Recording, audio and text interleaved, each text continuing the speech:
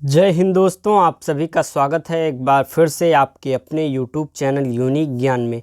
आज हम BA 5th semester Hindi paper first का चैप्टर 3 देखेंगे, जिसमें हमें क्या पढ़ना है, काव्य हेतु। इससे पहले के हमने 2 चैप्टर्स देख लिए हैं, जिसमें हमारा पहला चैप्टर जो था, पहला अध्याय, उसमें हमने पढ़ा काव्य प्रयोजन के बारे में, तथा द्वितीय अध्याय में हमने पढ़ा काव्य लक्षण के बारे में, जो कि हमने बहुत अच्छे से आपको बताया। साथ ही साथ हमने आपको नोट्स भी प्रोवाइड कराए हैं, जो कि हमारे टेलीग्राम चैनल पे हैं। आप उसको ज्वाइन करना चाहते हैं तो हमारे डिस्क्रिप्शन बॉक्स में उसका लिंक मिल जाएगा, वहां से ज्वाइन कर लीजिए और सभी क्लासेस की नोट्स आपको वहां पर प्राप्त होती रहेंगी। साथ ही साथ हमारे चैनल को सब्सक्राइब कीजिए, जिससे आपको पूरा सिलेबस यहाँ पर जो कराया जा रहा है उसकी वीडियोस प्राप्त होती रहें। अब हम देखेंगे चैप्टर 3, जिसमें हमें काव्य हेतु के बारे में पढ़ना है। काव्य हेतु होता क्या है? कवि में काव्य निर्माण की सामर्थ्य उत्पन्न करने वाला साधनों का नाम काव्य हेतु है। भारतीय काव्य शास्त्र में उन पर विस्तार से विचार हुआ है। वैसे काव्य के प्रेरक, हेतु और प्रयोजन शब्द लगभग समान हैं। पाश्चात्य काव्य शास्त्र में प्रेरक तत्वों पर विचार हुआ है, जबकि भारतीय काव्य शास्त्र में काव्य के हेतु तथा प्रयोजन पर हुआ है। जैसे कि पाश्चात्य जो काव्य शास्त्र था, उसमें काव्य के प्रेरक तत्वों पर विचार हुआ है, लेकिन हमारा जो भारतीय काव्य शास्त्र है उसमें काव्य के हेतु तथा प्रयोजन पर विचार हुआ है। हमने आपको प्रयोजन पहले ही बता दिया, जिसमें हमने काव्य प्रयोजन की आपको भारतीय काव्य शास्त्र के मत क्या थे, काव्य प्रयोजन के बारे में हमने बताया। पाश्चात्य काव्य शास्त्र के क्या मत थे तथा संस्कृत काव्य शास्त्र के मत क्या थे। हमें यही पढ़ना ही था और यही हमने आपको बताया। हमारा जो लगभग चैप्टर से इसमें हमें क्या पढ़ना है कि संस्कृत काव्य शास्त्र में उस टॉपिक के ऊपर उन लोगों का क्या मत है, भारतीय काव्य शास्त्र में लोगों का क्या मत है, तथा पाश्चात्य काव्य शास्त्रों में लोगों का उस टॉपिक पर क्या मत है, यही हमको मूलतः पढ़ना है। आगे देखेंगे, भारतीय काव्य शास्त्र में विभिन्न आचार्यों द्वारा काव्य हेतुओं का वर्णन किया गया है, पर उनमें मतैक्य नहीं है, मतलब मत की एकता नहीं है लोगों में। फिर भी यहाँ संक्षेप में उनकी स्थिति स्पष्ट की जा रही है। भामा जी क्या कहते हैं काव्य हेतु के बारे में? भामा ने काव्य के हेतु मात्र प्रतिरूप को ही माना है। काव्य हेतु मात्र किसको माना है? प्रतिरूप को माना है। उन्होंने लिखा है, गुरूपदेशाध्येतु शास्त्र जड़ अधिप्यालभम काव्यम तु जायते जातु कस्यचित प्रतिभावता। उनको मान्यता है कि गुरु उपदेश से शास्त्रों का अध्ययन तो कोई मूर्ख व्यक्ति भी कर सकता है। अध्ययन द्वारा एक मूर्ख पंडित तो बन सकता है, किंतु कवि नहीं। काव्य रचना तो प्रतिभा द्वारा ही साध्य होती है। उनका क्या कहना है कि कोई भी मूर्ख हो वह अध्ययन करके विद्वान तो बन सकता है, लेकिन एक कवि नहीं बन सकता है। ऐसा क्यों?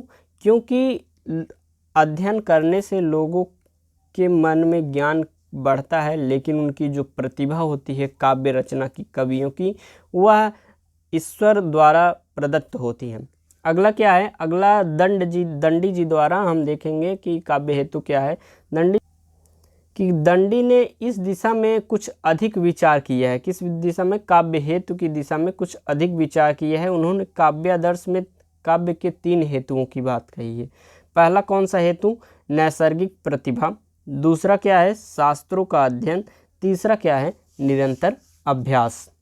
इन तीनों गुणों के सामंजस्य से उत्तम काव्य रचना सुनिश्चित होती है। मान लो प्रतिभा में थोड़ी कमी भी है, तो काव्यादि के अनुशीलन, अभ्यास तथा प्रयत्न द्वारा सरस्वती का अनुग्रह प्राप्त किया जा सकता है। उनका कथन है कि नैसर्गिकी च प्रतिभा श्रुतम च बह निर्मलम अमनदाश्च अभियोग रूप या कौरणम काव्य संपदा। अर्थात काव्य संपदा के कारण नैसर्गिक प्रतिभा, बहुश्रुत होना अर्थात शास्त्र ज्ञान तथा उत्साह युक्त दृढ़ अभ्यास होना दंडी जी के हिसाब से काव्य हेतु होता है। वामन जी क्या कहते हैं कि आचार्य वामन ने काव्य हेतु का विस्तार पूर्वक वर्णन किया है। उन्होंने सूत्र, विक्ति और 3 काव्य हेतुओं की चर्चा की है। पहला काव्य हेतु लोक, दूसरा विद्या और तीसरा क्या है? प्रकीर्ण। हमने अभी देखे कि हिंदी के अभी तक संस्कृत के काव्य शास्त्र के जो ज्ञानी थे, विद्वान थे, उन्होंने काव्य हेतु के विषय में क्या बातें कहीं, क्या उनका मत था, जो कि हमने आपको बताया। अब हम देखेंगे हिंदी आचार्य का क्या मत है, किसके बारे में, हिंदी काव्य हेतु के बारे में। प्रायः माना जाता है कि हिंदी के आचार्य संस्कृत काव्य शास्त्र से ही प्रभावित हैं, क्योंकि जो संस्कृत के काव्य शास्त्री हैं वह पुराने हैं, प्राचीन हैं। उसके बाद हिंदी की रचना मतलब उत्पत्ति हुई थी, पहले संस्कृत भाषा ही थी। विशेषकर मम्मट से फिर भी उनका चिंतन महत्वपूर्ण है। सूरत मिश्र जी क्या कहते हैं, कारण देव प्रसार जी शक्ति कहत सब कोई, व्युत्पत्ति और अभ्यास मिल क्रय बिन काव्य न होय। जैसे बीजर मृत्तिका नीर मिले सब आन, तबहीं तक उपजे सुस्यो इनते कविता जान। इन्होंने जल, बीज, मिट्टी का उदाहरण देकर तीनों का संयोग ही स्वीकार किया है काव्य हेतु के विषय में। श्रीपति जी कहते हैं कि शक्ति निपुणता लोकमत, व्युत्पत्ति अरु अभ्यास, अरु प्रतिभा ते होत हैं ताको ललित प्रकाश। आप जैसे कि किसी भी टॉपिक को पढ़ रहे हैं, जैसे काव्य प्रयोजन पढ़ रहे हैं, उसमें से दो महत्वपूर्ण संस्कृत काव्य शास्त्रियों का काव्य प्रयोजन के दृष्टि से उन्होंने क्या कहा है उसको पढ़ लीजिए। दो तीन जो इम्पॉर्टेंट है आप हिंदी के पढ़ लीजिए, पाश्चात्य के भी दो तीन मोस्ट इम्पॉर्टेंट पढ़ लीजिए, जो कि हमने आपको बताया है। तो आप जब पूछा जाएगा आपसे पेपर में कि काव्य प्रयोजन के बारे में लिखिए संस्कृत काव्य शास्त्र, या विभिन्न अलग अलग क्वेश्चंस आ सकते हैं, तो आप इम्पॉर्टेंट विद्वानों के द्वारा दी गई परिभाषा को जब लिख देंगे आपको बहुत अच्छा अंक प्राप्त होगा। तो कुलपति जी क्या कहते हैं, रस रहस्य में इन्होंने काव्य हेतु पर विचार किया है और कहा है कि शब्द अर्थ जिनते बने नी की भांति कवित्त, सुध द्यावन समरथ तिन कारण कवि को चित्त। कविता का कारण कहीं शक्ति, कहीं व्युत्पत्ति, कहीं अभ्यास, कहीं तीनों माने जाते हैं। क्या क्या माने जाते हैं, कहीं पर शक्ति मानी जाती है, कहीं पर व्युत्पत्ति मानी जाती है, और कहीं पर अभ्यास जो है वह माना जाता है कविता का कारण। भिखारी दास जी कहते हैं इन्होंने तीनों को काव्य हेतु माना है, शक्ति या प्रतिभा, सुकवियों द्वारा काव्य रीति का अध्ययन और लोकानुभव। वे शक्ति को जन्मजात मानते हैं। जैसे कि काव्य हेतु जो है शक्ति या प्रतिभा होती है, जो अच्छे कवि हैं उनकी रचनाओं को पढ़ना, उनकी काव्य रीति का अध्ययन करना, और एक लोकानुभव, लोगों के द्वारा अनुभव प्राप्त करना, ये तीनों चीज़ें उनके हिसाब से काव्य हेतु माना जाता है। और वो कहते हैं कि शक्ति जो होती है लेकिन वह जन्मजात होती है। शक्ति कवित्व बनाइबे की जिन जन्म नक्षत्र में दीन विधाता। भिखारी दास जी क्या कहते हैं, शक्ति कवित्व बनाइबे की जिन जन्म नक्षत्र में दीन विधाता। इन्होंने जो लिखा है इसका मतलब यही होता है कि शक्ति या प्रतिभा, सुकवियों द्वारा काव्य रीति का अध्ययन और लोकानुभव, यही तीनों काव्य हेतु हैं। आगे देखेंगे हम। आचार्य महावीर प्रसाद द्विवेदी जी कहते हैं कि आचार्य जी की मान्यता है कि कवि के लिए जिस बात की सबसे अधिक ज़रूरत होती है वह क्या होती है, प्रतिभा। किसी भी कवि के लिए सबसे अधिक ज़रूरी बात क्या होती है, किस चीज़ की अधिक ज़रूरत होती है, वह होती है प्रतिभा। ऐसा नहीं कि वे व्युत्पत्ति और अभ्यास को महत्व न देते हों। जिस कवि को मनोविकारों और प्राकृतिक बातों का यथेष्ट ज्ञान नहीं होता वह कदापि अच्छा कवि नहीं होता है। मन के विकारों और प्राकृतिक बातों का ज्ञान होना बहुत ही आवश्यक है। जिसको इन चीज़ों का ज्ञान नहीं होता वह कभी भी अच्छा कवि नहीं बन सकता है। आचार्य रामचंद्र शुक्ल जी कहते हैं, रस मीमांसा में उन्होंने कहा है कि शुक्ल जी ने प्रतिभा को सर्वोपरि माना है। किसी भी कवि में प्रतिभा हो तो वह कवि होने का सबसे अच्छा गुण है। फिर भी अन्य तत्वों को भी महत्व दिया है। सुमित्रानंदन पंत जी कहते हैं, ये प्रतिभा को सर्वोपरि मानते हुए व्युत्पत्ति का महत्व भी स्वीकार करते हैं। जो तो है कवि निज प्रतिभा के फल से निष्ठुर मानव अंतर। यह जो है सर्वोपरि प्रतिभा को मानते हैं और व्युत्पत्ति का भी महत्व स्वीकार करते हैं। आगे देखेंगे हम।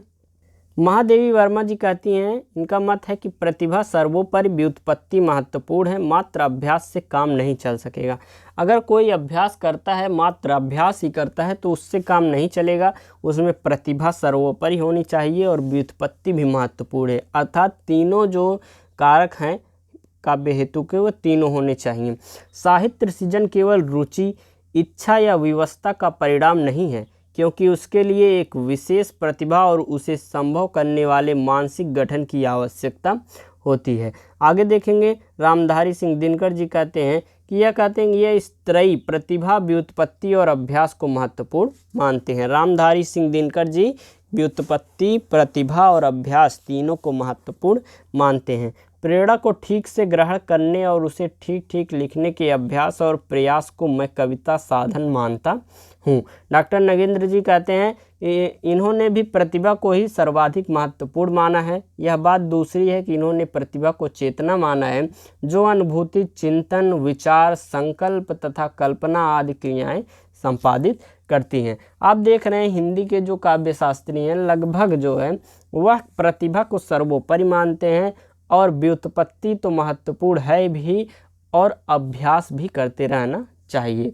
आगे देखेंगे अब हम आगे देखेंगे पाश्चात्य चिंतकों ने काव्य हेतु के बारे में क्या कहा है। पाश्चात्य चिंतक में सबसे पहले हम देखेंगे प्लेटो ने कहा है कि there is no invention in him until he has been inspired, अर्थात इनकी दृष्टि में प्रेरणा महत्वपूर्ण है।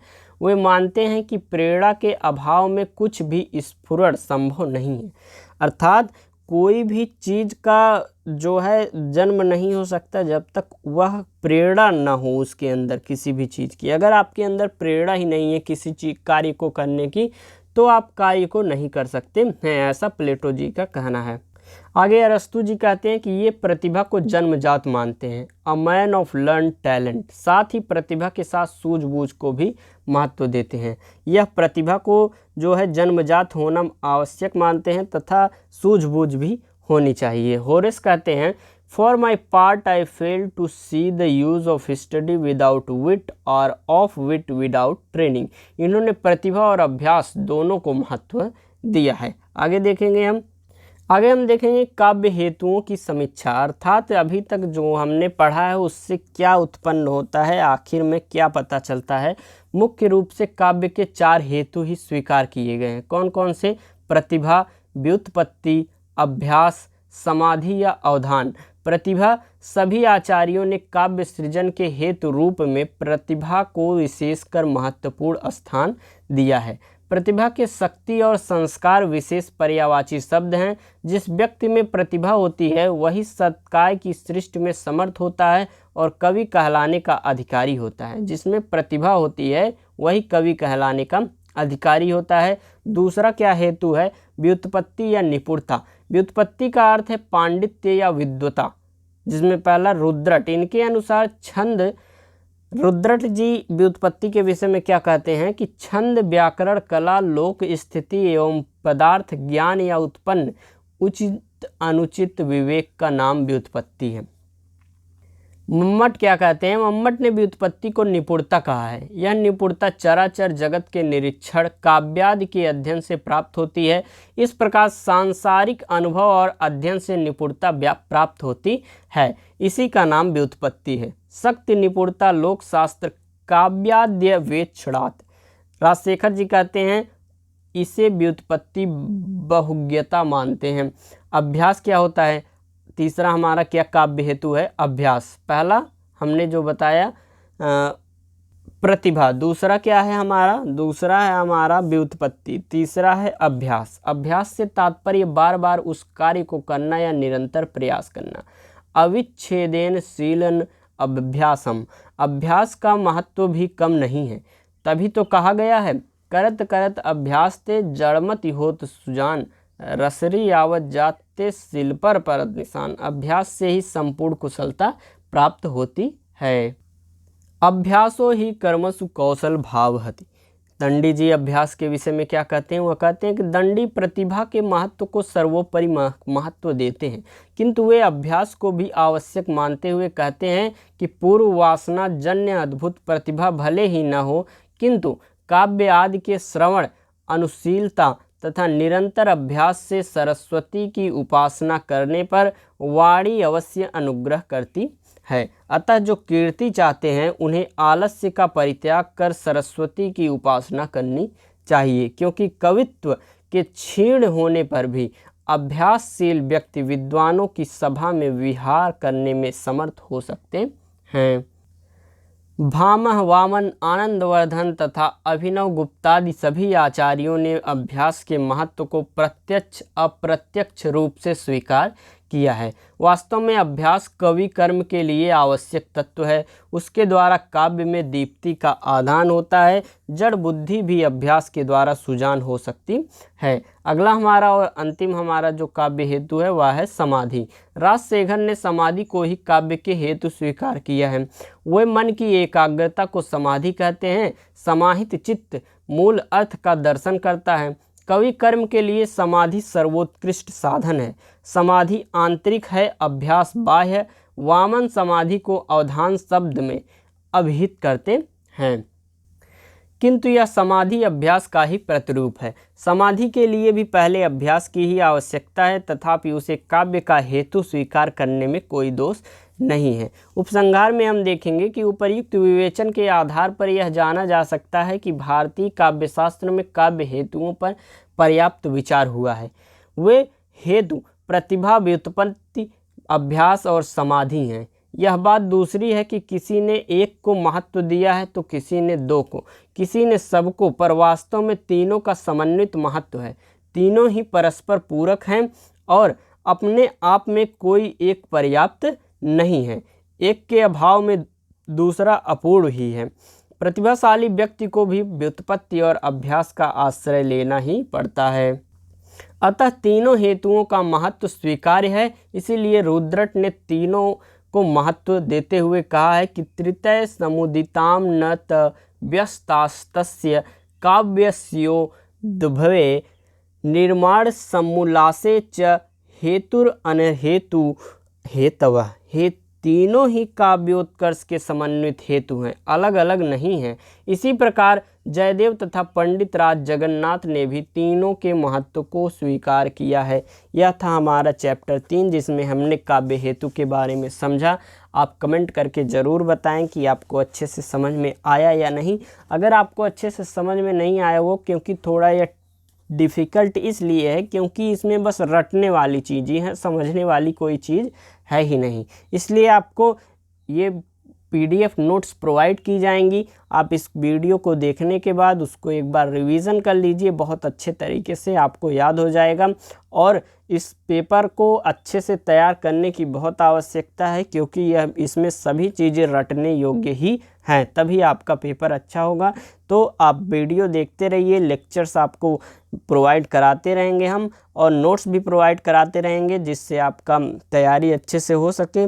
वीडियो लाइक करिए, दोस्तों के पास शेयर करिए और मिलते हैं अगले वीडियो में। धन्यवाद।